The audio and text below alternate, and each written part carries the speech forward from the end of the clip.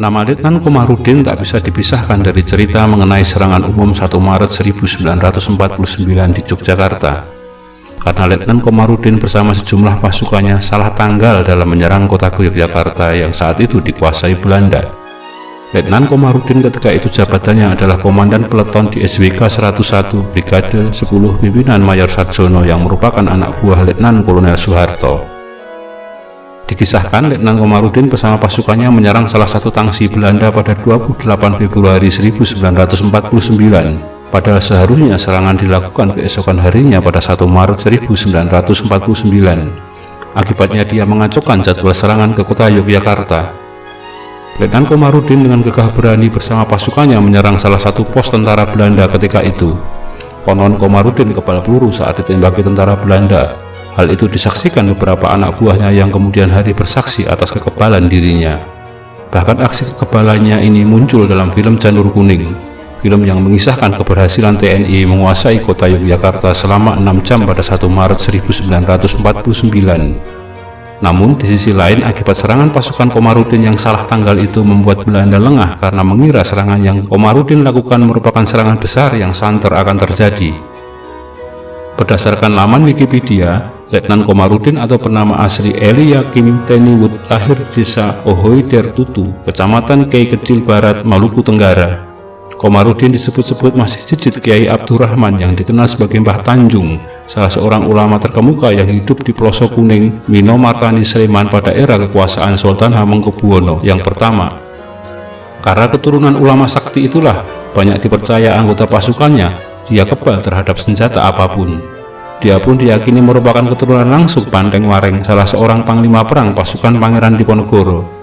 Komarudin merupakan prajurit peta di Kalasan. Di kalangan anak buahnya, mantan prajurit peta di Kalasan, ia terkenal tahan peluru. Bahkan saking saktinya, kekebalan Komarudin akan peluru konon bisa melindungi orang sekitarnya dalam radius 10 meter dari dirinya. Konon hal tersebut juga terjadi saat Komarudin beserta anak buahnya disergap pasukan Belanda di daerah Matukismo, Bantul. Belasan tentara Belanda mengepung sambil menodongkan senjata. Namun Letnan Komarudin tenang-tenang saja dan kemudian berpesan agar anak buahnya jangan jauh-jauh darinya. Selanjutnya kontak senjata tak terhindarkan, namun tak ada peluru mengenai bahkan menyerempet Komarudin dan anak buahnya yang melenggang pergi dengan selamat tanpa luka tergores di badan, meninggalkan belasan tentara Belanda yang terkapar. Sebelum bergabung dengan Soeharto, usai dari peta, Komarudin pernah bergabung dengan Laskar Hizbullah yang memang terkenal banyak orang yang kebal senjata. Peleton yang dipimpin Letnan Komarudin memang dikenal sangat berani dan sering mengacak-acak pertahanan militer Belanda di dalam kota Yogyakarta. Begitu disegani namanya hingga pihak intelijen militer Belanda atau Nevis pernah menjadikannya buronan. Aksi heroik Letnan Komarudin saat serangan yang salah tanggal ini pun mendapat pujian dari Panglima Besar Jenderal Sudirman. Dalam upacara di Yogyakarta usai serangan umum 1 Maret ketika memeriksa barisan prajurit TNI, Jenderal Sudirman menghampiri Komarudin.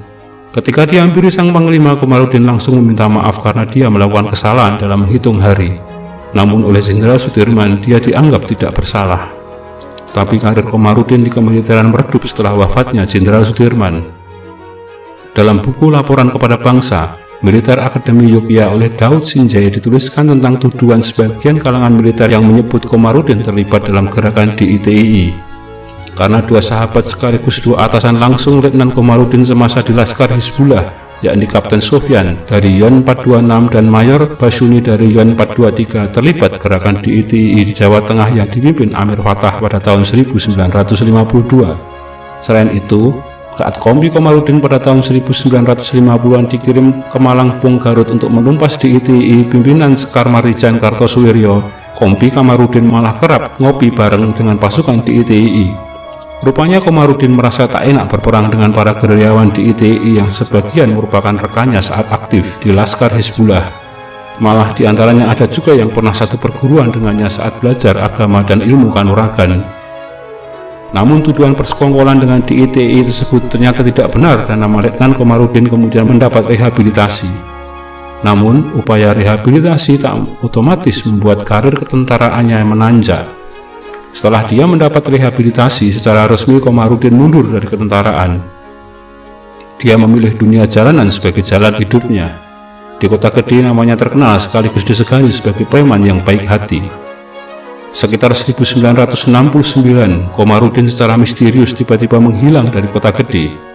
Sutoyo alias Boyo, teman seperjuangannya waktu melawan Belanda, lantas mencarinya hingga ke Jakarta sekitar setahun kemudian. Di ibu kota, Boyo menemukan Komarudin di wilayah Cempaka Putih. Dia tinggal di sebuah gubuk kecil yang terletak di tengah-tengah rawa di tanah milik Kodam 5 Jaya kala itu. Dia menghidupi kesehariannya dengan bekerja sebagai seorang preman yang ditakuti di wilayah Pasar Senen karena Komarudin kebal terhadap senjata api dan senjata tajam. Sejarawan Yogyakarta Ki Herman Janutama menduga keberadaan Komarudin di Jakarta atas pengetahuan Presiden Soeharto yang merupakan mantan komandannya di Yogyakarta.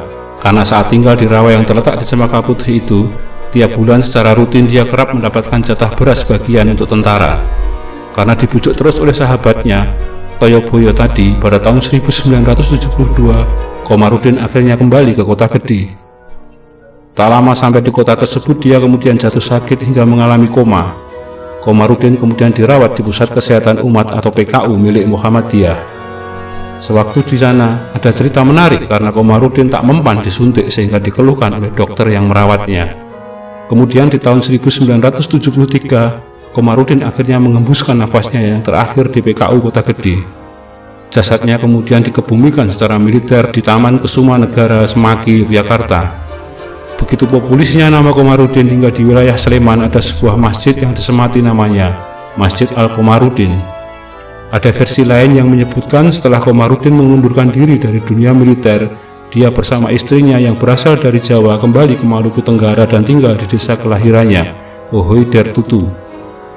Di sana dia menghabiskan sisa hidupnya hingga akhir hayatnya.